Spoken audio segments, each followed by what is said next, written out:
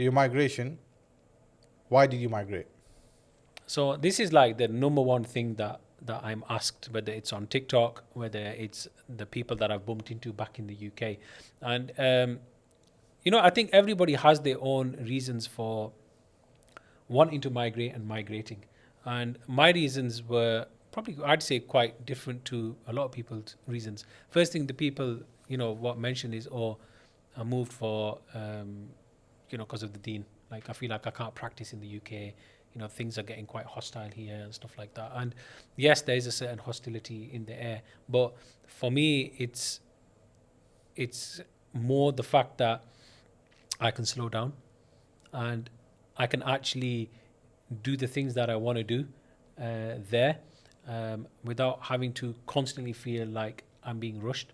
Like here in the UK, like everything is rush, rush, rush, rush, rush. Because again, that sort of example we gave before of sort of like the Amazon Prime side of things.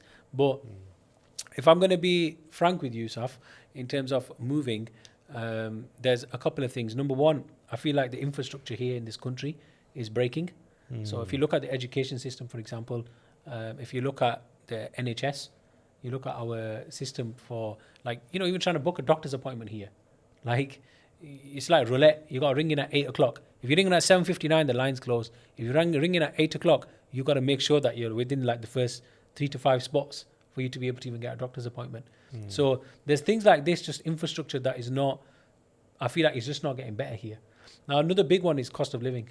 Like, cost of living in the UK since COVID has gone through the roof, like absolutely through the roof. And it's not going to get any better. It's going to get worse and worse as time goes on, just because of the spiraling debt that we have here in the UK.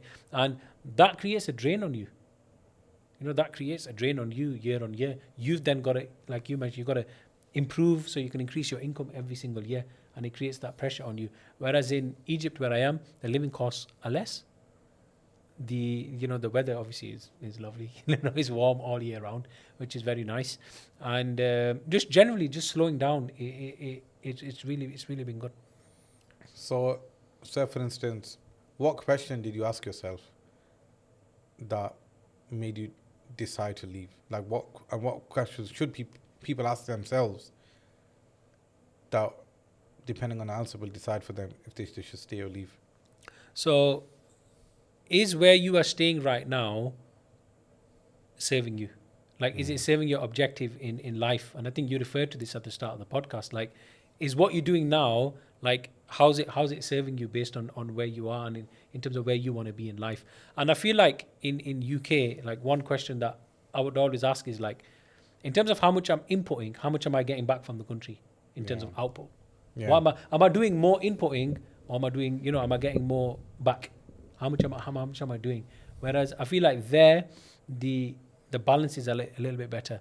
But in terms of a question, like, what you got to ask yourself is, like, how. Let's think about this. Like,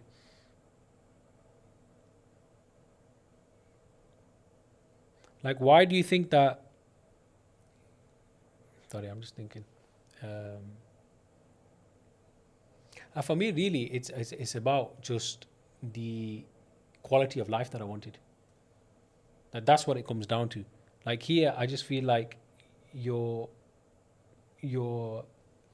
constantly overloaded with just the stuff here, just the negativity. It's a very negative environment, and it weighs on you. You don't feel like it does, but just by seeing it's in your psyche all the time.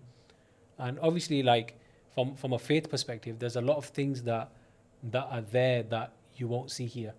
You know what I mean? Like, that help you on your journey while you're there.